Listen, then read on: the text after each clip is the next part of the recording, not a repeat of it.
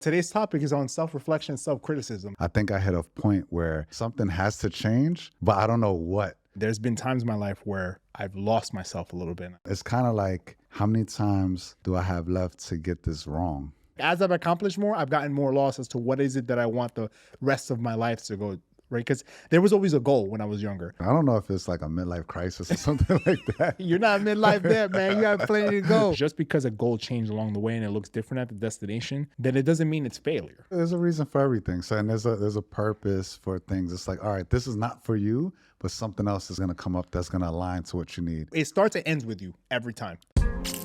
Let's flat out. Big teams, big boys, right? My highs and lows, inherit growth, Mr. Deeds. Went from juggling 3 jobs to CEO like I'm Steve. Never been a rotten apple, call me John Appleseed. That's how I bleed. God can see, no other man can judge me. Call him Mike, Mr. International, getting cream. Single mother told me worth, and now I'm worth everything. Went from Wall Street to Abu Dhabi, straight rolling in a Maserati with women that feel exotic. My life too prestige. Man, you didn't have to do them like that, man. You didn't have to do them like that. It was film day. Yeah. We gotta make a statement. Exactly. We gotta make a statement. Last What's one going out. on, man? Flat out.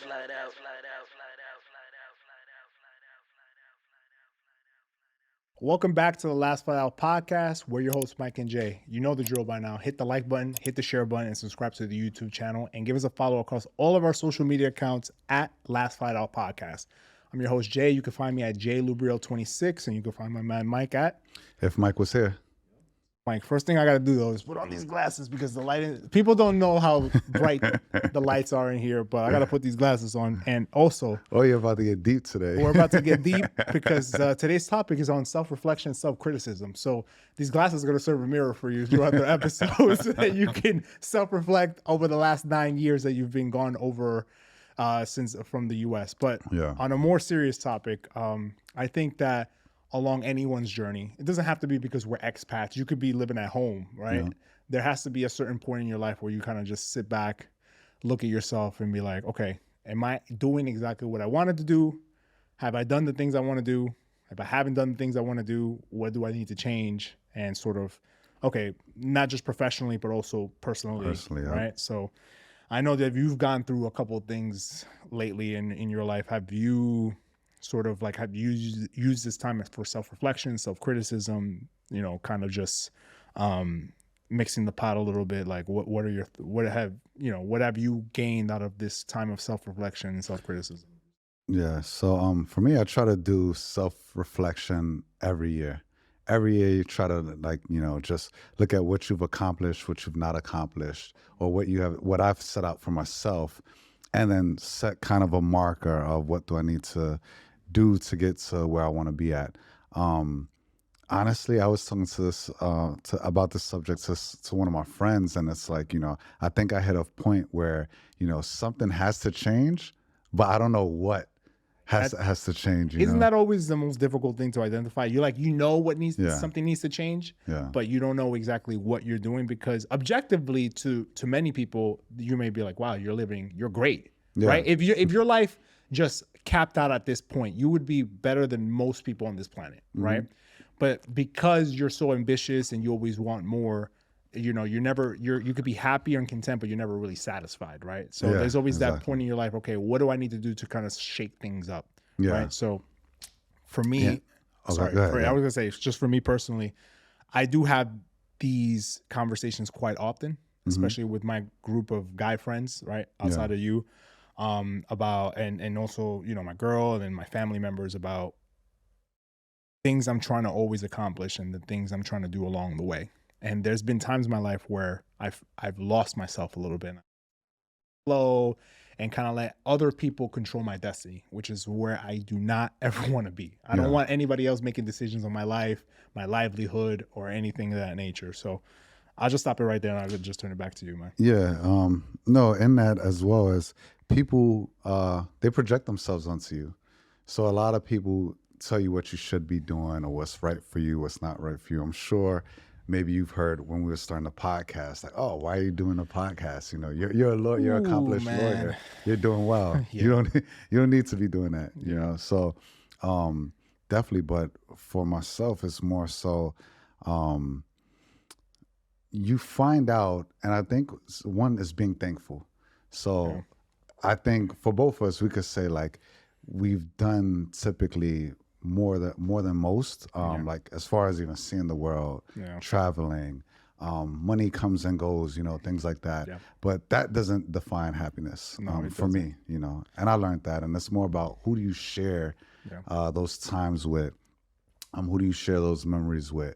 And I think now that's like just a question. I don't know if it's like a midlife crisis or something like that. You're not midlife there, man. You got plenty to go. But I think that before anybody sort of criticizes us for having this conversation, it's not that we're not grateful, right? Yeah. So sometimes I think as human beings, especially but just myself, we forget to stop and take a moment to remember that we prayed for this, right? Yeah. And there was a time when none of this existed, right? And the space that we're in right now is something truly special, right? And there was a time where there was just a hope, just a dream. But I think for me personally, I prayed for this moment and to have the money to do what I want, where I want, with who I want for the most part. And I'm here in this space, right? Yeah. And I think when we take the time to acknowledge that we are in a place that we once prayed for, then we're much able to have a much better positive attitude towards what we want to do next, because we've done the work to get from our previous point A to accomplish this goal right now, right? Yeah. So we're able better to prepare ourselves for the next step. And I think that's what we're doing right now, right? Even through the process of having the podcast, I think it's been it's made me realize a lot of things about the things I like and the things I don't like. Yeah. Like, why am I putting so much energy into something I don't like versus something that maybe I do like, right? If I put so much energy into things I didn't like to do, and I was able to accomplish a fair amount of success in that, what can I do now with the podcast, right? And when I have somebody else as a partner who's just equally as motivated, right?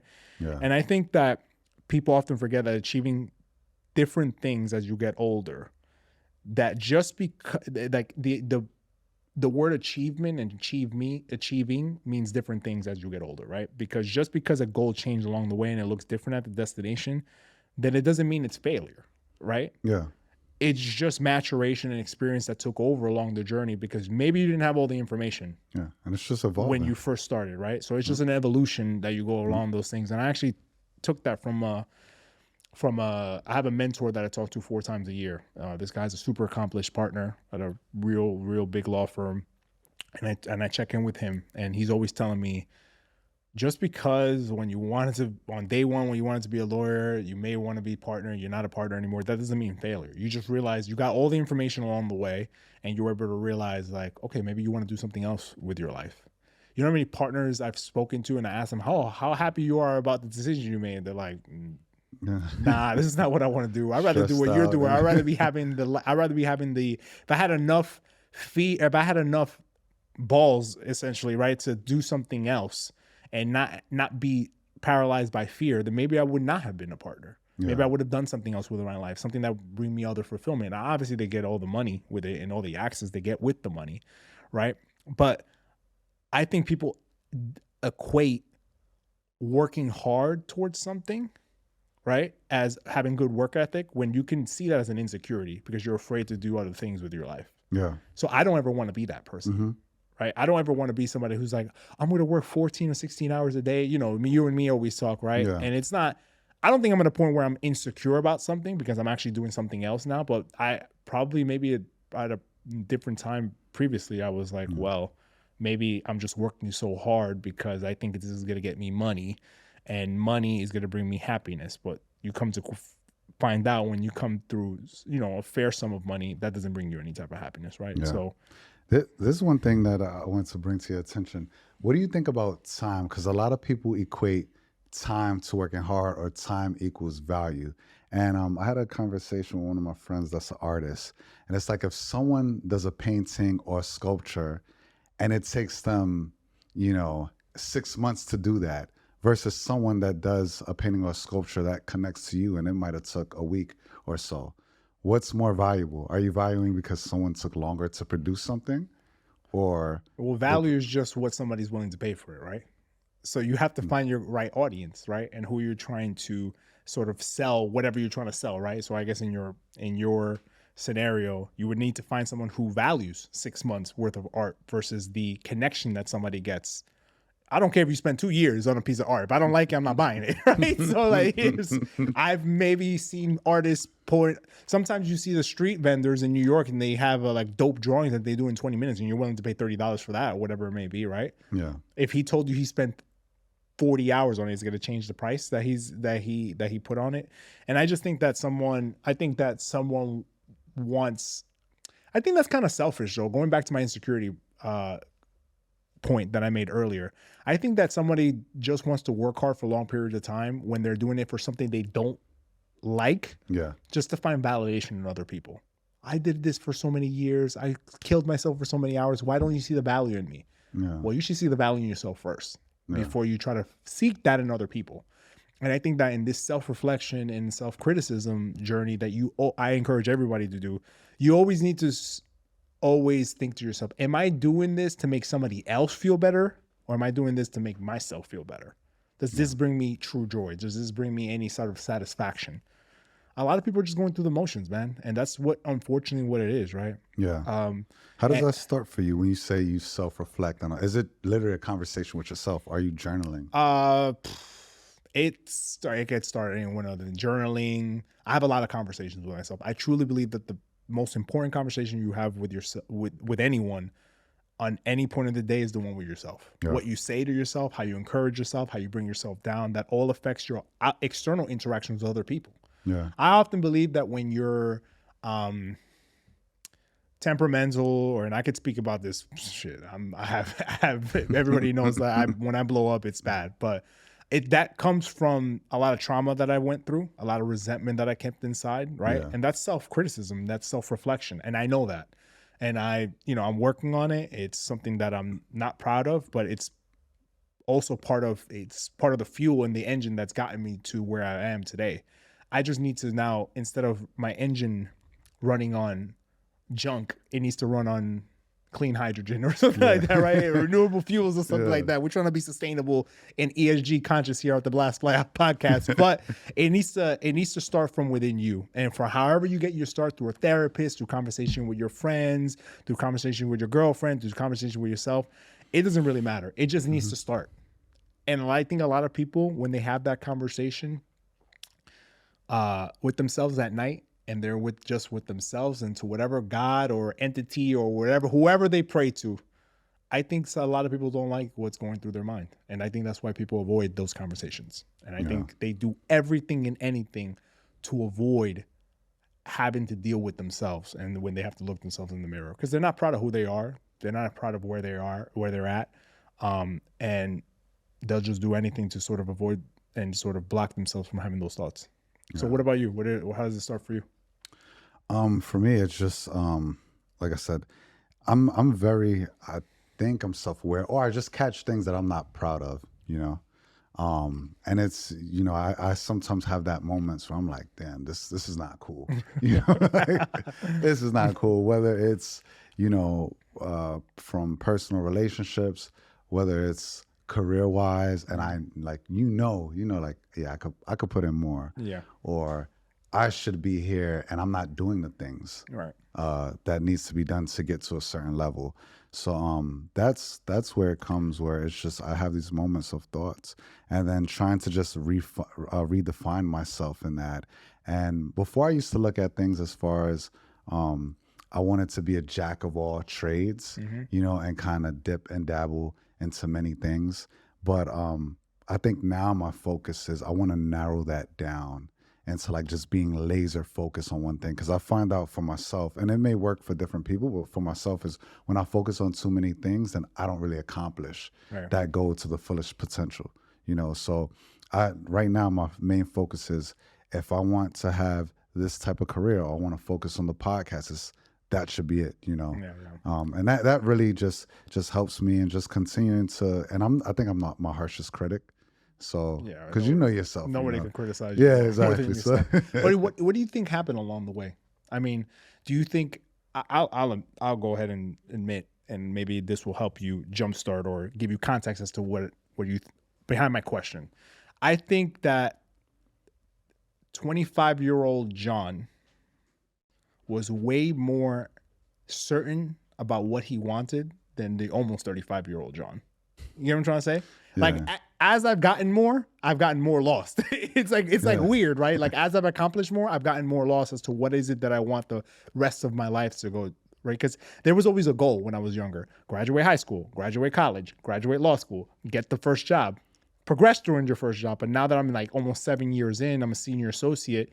It's sort of like I'm getting closer and closer to like that when they consider you for partner and whatever. Not saying that they're gonna make me up or anything like that, but it's sort of like, okay, like, is that something I really want to go to? Do I want to commit myself to that? How's this podcast going to fit into that? How's my relationships going to get affected with this? Because it's a very all-consuming career. Yeah. So it's sort of like, you know, you're kind of like hezzy-stepping, you know what I mean? Like you're not sure about, I mean, you're a basketball player. You can see when somebody's not sure about what move they want to do, right? So, and then you turn the ball over, right? So that I'm afraid of turning the ball over, and in thinking so much about me not wanting to turn the ball over, I turn the ball over. Yeah. And I've done that multiple times over the last few years. So I want to know, what do you think happened along the journey for you? Man, I think, like you said, 25-year-old Mike just had a raw innocence where it's like, I just want to do it. You don't care what anybody thinks.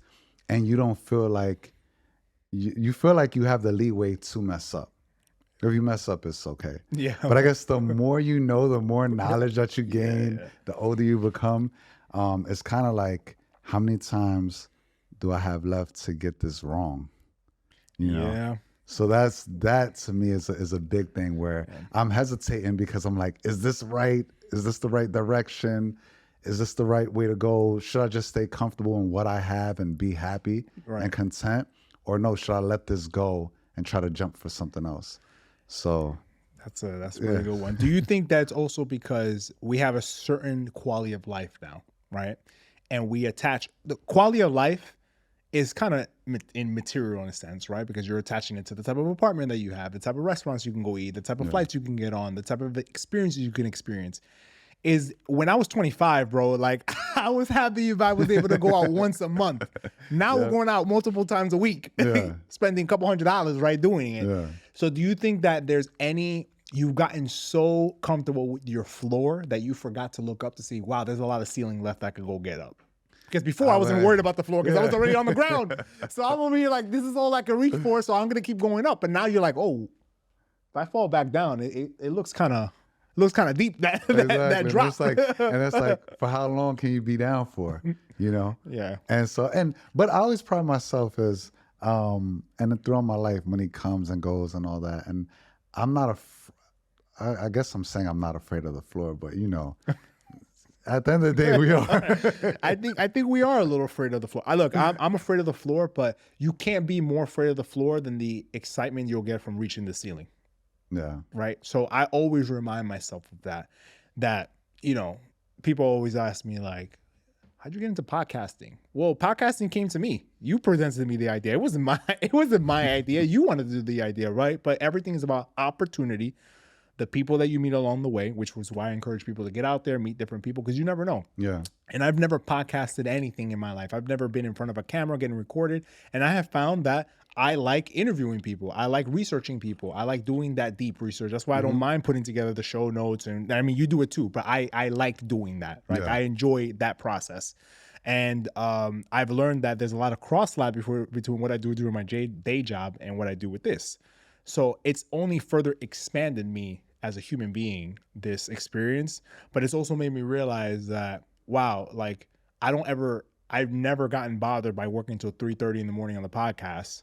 Yeah. Meanwhile, when I'm going through massive document diligence or marking up a document, maybe that doesn't bring me the same type of joy and contentment, right? Yeah. Does that mean I'm not grateful for everything that my legal career has given me? No, that doesn't mean that.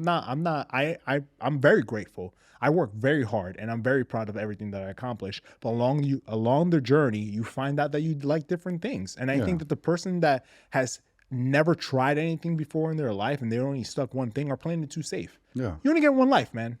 I would need to take some calculated risks. I'm not saying jump without a parachute. Take some calculated risks, jump off the cliff. And if maybe you get a couple bumps and bruises along the way, those are learning experience so that when you go back up to the cliff and you jump off again, you won't commit the same mistake anymore. Yeah, definitely. Even like you said, for me, just finding out all the nuances of the business of podcasting, the marketing behind it. Sometimes I get lost and I forget. I'm like, damn, it's late. It's 2, 3 in the morning. I actually got to go to work in the morning, you know, and it doesn't, when we're doing this, it doesn't feel like work, or even creative ideas of. Let's not lie to the people. There's sometimes where it feels like work. No, the tedious stuff, the uploading. Yeah, that's tedious. There's always stuff about every business that is less than glamorous. Yeah, we're like, we could just have an intern or have somebody work for us to do that. That'd be great. But the creativity part of like, how can we be different? How can we differentiate ourselves and set ourselves apart from just being in the studio? That's what keeps me up, and it's fun doing it. It's not work. And obviously it's fun. And okay, let's get a little deeper on this. That's the reason why I have the shades. When was the last time you had a moment of self-doubt? Self-doubt. Honestly, this year when my mother passed away, you know, just doubted myself as far as, you know, am I going to be able to continue? I think I made her proud, you know, so am I going to be able to continue making her proud? And what does that look like now that I don't have her there for that reaction and all that, or to show her? Right. And just, like what's next in my life? You know, and finding that why or that purpose, like, you know, what am I doing this for, you know? So. It's pretty good, yeah. For me, I think the last time I had a moment of self-doubt was when between 2021 and 2022, that was probably one of the worst years of my personal and professional life. Mm-hmm. I had never worked as much as I did. I mean, I was working around the clock. Lindsay had just moved in, right, with me to Abu Dhabi. She was there during the pandemic, you know, when it was online remote working. So I had the, you know, not the pressures of a relationship, but somebody was living with me. I was working all the time. I was eating terribly. So I gained like 40 pounds. I was real big at the time. And I was like, can I keep doing this? Like, can I be the best boyfriend, the best professional, the best person to myself? And I just let myself go and the professional part. But that pandemic weight was real, man. That pandemic weight was real, right? Could I be the best professional? And thank God I had someone like Lindsay there, because she got me through a lot of those moments of self-doubt, right? I was always pretty confident in myself as a professional to be able to get through any obstacles. But man, like, I was away from my family. The pandemic here, you know, it was shut all the way down in Abu Dhabi. And it was just me and Lindsay in an apartment for long stretches of time. And we didn't have a community here, right? This is before you and I even met, right? So, I mean, one of our earlier episodes from last season was about how finding that community here. For me, bro, like, it was a struggle for me. It's a struggle still to find people that are like-minded in this place. And there's nothing wrong with the UAE. I just feel like, you know, the people I've come across personally are just on a different time. Yeah. Either they're still in the streets looking for something, either they're not trying to work as hard, whatever. They want to dip and dabble in other industries, other illicit industries or whatever. But that's not really the time I'm on. I'm really about wanting to improve myself, right? And there's cats out here. I'm going to make my one joke of the day. So I'm going through Instagram, and somebody was celebrating their 29th birthday. I swear to God, I thought this guy was 39. I swear to you, bro. People are looking old out here, man. The thing is that people don't like to talk about that when they come to the UAE. They burn out. They leave with receding hairlines, smaller bank accounts, and they look 3 to 5 years older than what their actual age is. Yeah. So I'm like, damn, I'm not doing that. I'm not doing. This hairline's not receding. This face is going to keep glowing, and I'm not going to age in a matter of months while I'm out here, right? So for me, I just want people who improve me, who encourage me, who motivate me. And during that time, there was such a lack thereof of that. Just externally, not what was going on in my house with Lindsay. It was fine with Lindsay, but it was just a struggle, bro. Okay. Let me give you a story. So at one point, I was interviewing for an in-house job, right, during that time. And there was a guy who I thought was my friend who worked at this company. I won't say what the company is because what they did was dirty. Mm-hmm. And I went through the whole interview process, 4 rounds of interviews. I went out of my way.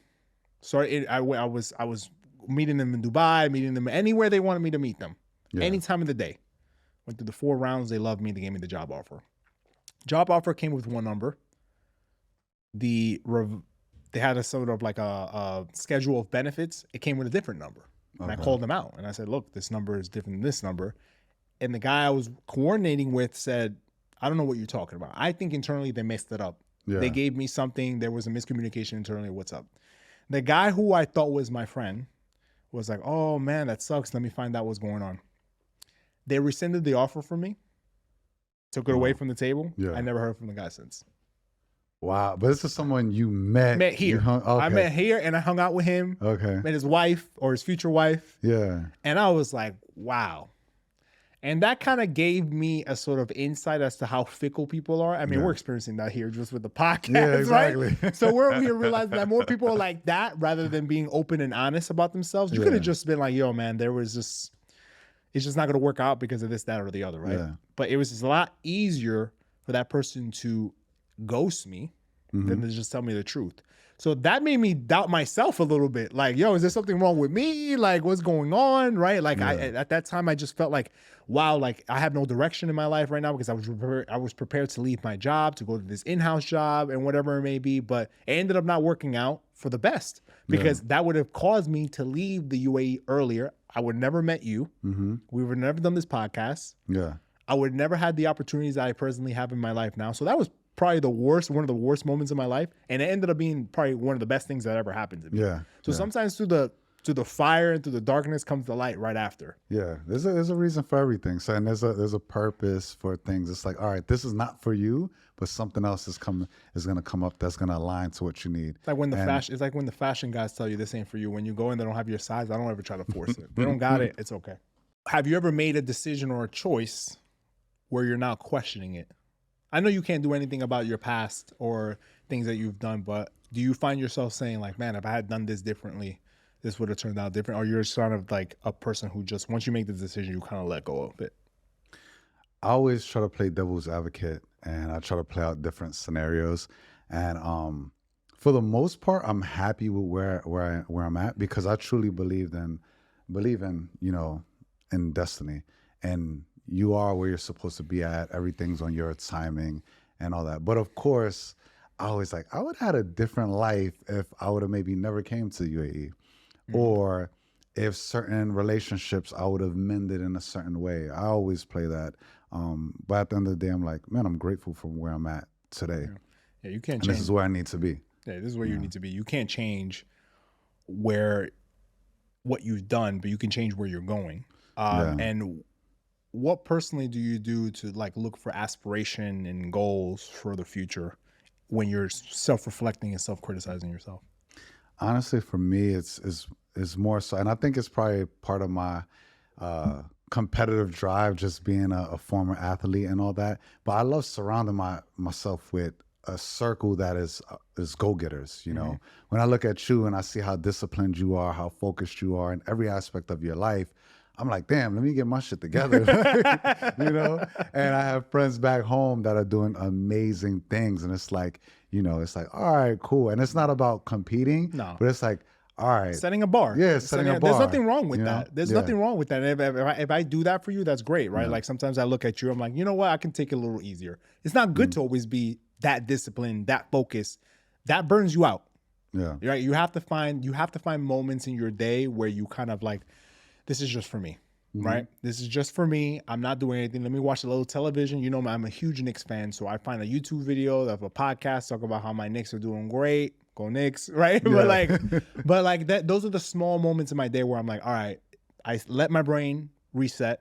Let's get it again, right? Yeah. And when you find that newfound purpose, and there's nothing like that newfound smell, like in a car or something that you want to drive it to the freaking wheels fall off. Yeah. But then what happens when it starts getting old and that sort of smell goes away and that scent, right? It's like sort of like with the podcast, right? We're always relating it back to the podcast because this is what we have in common.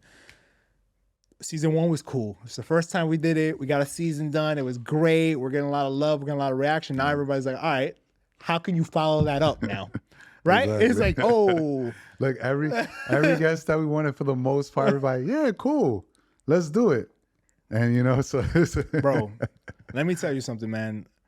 this isn't, if what we went through this season doesn't prove that we won. I wish people could know what we went through. Yeah. Right. Oh man. I wish people could know what we went through. We went through moving mountains to get people here and then still canceling on us. You know what? They were like, I'm good. I'd rather just not respond to you anymore because I see how dedicated you are to having me there. And I just want to go Hollywood and waste your time. Yeah. But it's all right. We'll get them. Well, I always say we'll get them in the second. We're gonna have round. to tell all book at some point. Oh, I'm gonna definitely out. Yeah. I'm gonna definitely tell the story. I will never out the individuals. But I will tell the story. I will tell the stories, right? Yeah. And I think that's extremely important.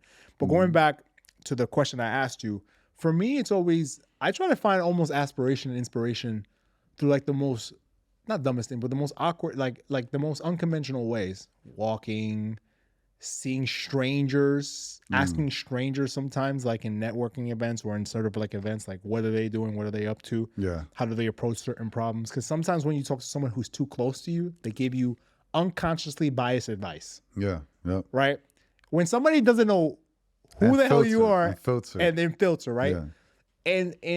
And when somebody doesn't know who you are, they're going to tell you what they feel because they have nothing to lose.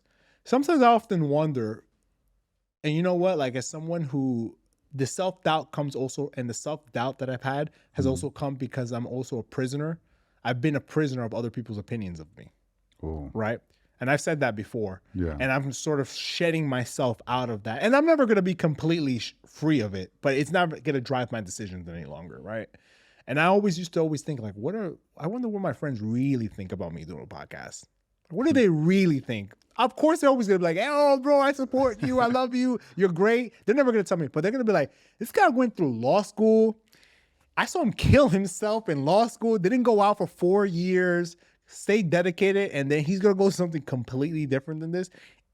I'm wondering if they think of me as like an inspiration in terms of like, wow, like he's doing something to expand himself as a person, or is he throwing his life away? Yeah. Right? Like I always wonder about that, and like I don't really stay in that space too long, but it's always interesting to me because we all do it a little bit, right? We're like, oh, what is this person doing? Like, I feel like for the most part, well, actually, so there's people that are close to me that absolutely love what we're doing and genuinely interested, and are like, you guys y'all have something on your hands, you know? And then I think there's people that play that they're watching from the sidelines and like, what's going to happen, you know? And I think when we take off, it's, yo, I knew it. Yeah, you knew it all right. I didn't hear much from you. I didn't hear much from you when I only had 100 subscribers. It's like, don't come. I will say this though to everybody, anyone. Have enough self-respect whereby I don't take notes, but I keep track. I will openly admit that. I'm not gonna openly jot down, oh, this person wasn't there this time. But I have a good photographic memory. I'm gonna know who was there. Yeah. When I get lit, do not support me when it's trendy. Don't do it. Yeah. Because I'm gonna call you out on it and I'm not gonna care. Let me tell you something. Shout out to Lindsay, because there's been people I've been wanting to call out who've asked me about my podcast. And I want to be like, you don't even follow my page. What are you talking about? They watch it from the sideline. Why are you watching from the sideline, bro? Like, honestly, it's like one of the most annoying things ever. But that also, going back to the topic at hand, it feeds into the self-doubt. Because it's like, wow, like, is there something wrong with what I'm doing? Yeah. Right? Is there something wrong? And I'm always very conscious about the fact that, you know, I could always get better at my craft, right? So I'm always studying, always trying to see what broadcasts and other podcasters do, because I'm trying to take styles, trying to see what they do, trying to see what works for them. Can we integrate into our platform? But it's sort of like, why can't I get that? I'm always worried about the person I can't get. Like, why can't I get this person to subscribe, right? Like, what is it? What is it? Like, why are you so willing to subscribe to a celebrity who you'll never meet, who you're probably like, half the crap you can't even relate to, right? Yeah. So, but the two regular guys who come from humble beginnings that were able to accomplish certain things, that is all of a sudden not interesting to you. Is it because we're not messy, right? Yeah, we can get messy quick. Nah, just kidding. I was gonna say, for myself, I'm treating this like a sport now. Like I'm watching film. I found myself now watching top podcasts. Like, what did they do, or how did they bring this sort of, like, if they're interviewing a celebrity, what do they do to make this interview different from the cliche ones. I like to watch their younger, before those podcasters blew up. I like to see their original, their start, because that I want to see how much did they change. Right? It's always the progression. It's not where they're currently at. Obviously, when you're big, right? You have a lot of you have a lot of free flowing creativity going on. But did you stay true to who you were, or did every one of them change and why? Yeah, that's a good one, right? But like, I think. Wait, I got one more thing for you because I don't want to skip this over. I wasn't gonna close out the show. Don't worry. All right, that. no, because I feel like we talk about self-doubt, which I think everyone has. Our audience can relate. Everyone has doubted themselves at some point. But how did you get out of that self-doubt? The same way I've gotten myself out of everything, talking to myself, encouraging myself. It starts and ends with you every time. Yeah. It starts and ends with you. And one of the best quotes I've ever received was, "It's all about attitude, and it's all about attitude, and it's all about how you view yourself in any given situation. There's nothing wrong with being down in the dumps. It's how long you keep yourself down in the dumps." Yeah. I don't ever keep myself down in the dumps for long periods of time. I just refuse to do it. I don't want to do it. I don't want that for myself. It's not a good place to be in. I felt bad about myself. I know what that feels like. I know what it feels like to self-doubt, to self-criticize, to self-deprecate. I know what it feels like. I don't want that anymore. So I quickly remove myself away from that headspace, and I'm always in problem-solving mode, issue-solving mode. How do I get myself out of this? Yeah. What can I do to maneuver myself to the next stage of my life? Because it doesn't always rain. Yeah. That's a fact. It's never always going to be sweet, and it's never going to always be bad. Yeah. Everything's a cycle. Everything's a cycle. And when you're on top, you need to be humble, because when you get put down on your ass again, it's going to be real humbling again, right? And I feel like for us, we were riding a high a little bit, and now we got put down in the dumps, and now we're about to take off again on another peak. So long as we hit a sort of like a downturn, let's make sure that the peak is always higher than the previous peak. Yeah. That's all I care about. Yeah. And our lows and our lows decrease. Yeah, exactly. I don't want volatility. I want contained growth, right? Sustained growth. Yeah. And it's always a journey, man. How do you get yourself out of it?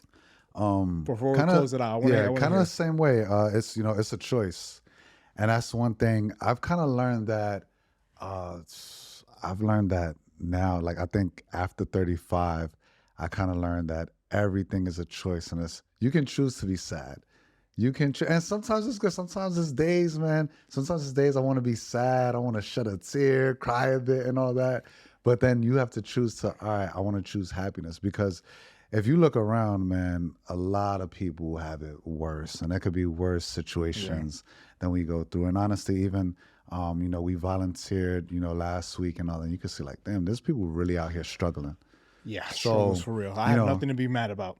Yeah, as long as you're breathing, you're healthy and things like that. So I look at that and I'm like, all right, I can actually do something about my situation, whatever it is that I'm going through. And it's just making that choice and then being consistent about it.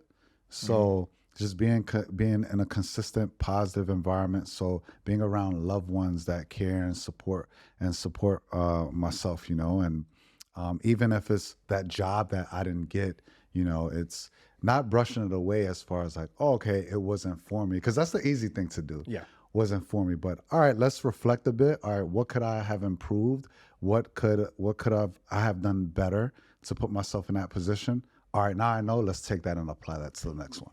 Right. And I think a closing note I'll give to everybody who is also captured or prisoners to other people's opinions is, once you realize that 99.9% of the people who have an opinion on you or who judge you have no freaking clue what's going on in your life, that's such a relieving feeling, right? Because it's sort of like they have no idea what's going on, so their opinion or judgment of me doesn't hold any weight. And once you realize that, I think you're able to move forward and you're able to move a lot more shifty or a lot more freely, right, throughout your life and make better decisions and not have that weight on your head. Yeah.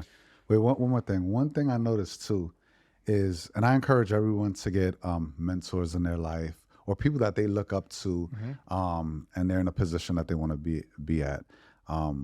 It's interesting that people that are on that level that you aspire to get to, they're more, I guess, graceful in giving you advice than people that haven't accomplished anything, or haven't been to where you want to go, Yeah, I know. So that's something that I noticed. I think out of all the hats that I wear in my life, the one I'm most proud of is mentor. I am a mentor to a few students who want to go to law school, and they always look up to me and stuff like that. And I actually tell them I learn more from you than you do from me. Like this is I'm always learning from my mentees, right? And who've turned into friends. They're my friends. I honestly don't like that mentor mentee. It gives it like a weird dynamic. But like for me, like I always say like to the people, being a mentor and mentee is probably one of the most humbling relationships you can have, because you have someone who's actually looking up to you.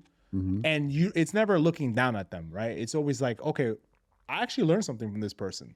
And that's what I love about those interactions, right? And I always like look at people who don't have any mentees in their life. Like you could always have a mentor. You can find somebody you look up to, but if you don't have anybody who looks up to you, that kind of says something more about you than it does about anything else that's going on. Yeah. So I'll leave people with that. But thanks again for everyone for tuning in. This has been I guess it's been a therapeutic episode for both of us, right? So subscribe to our YouTube channel, hit the like button, hit the share button. You can find me, Jay, at JLubriel26 across all of my social media accounts. Yep. If Mike was here, also just a reminder, we're on YouTube, obviously. We're also on Apple Podcasts and Spotify. So check us out. Subscribe everywhere. Thank you. See you guys next week. Peace. Man, you didn't have to do them like that, man. You didn't have to do them like that. It was film day. Yeah. We gotta make a statement. Exactly. We gotta make a statement. Last What's one going out. on, man? Flat out.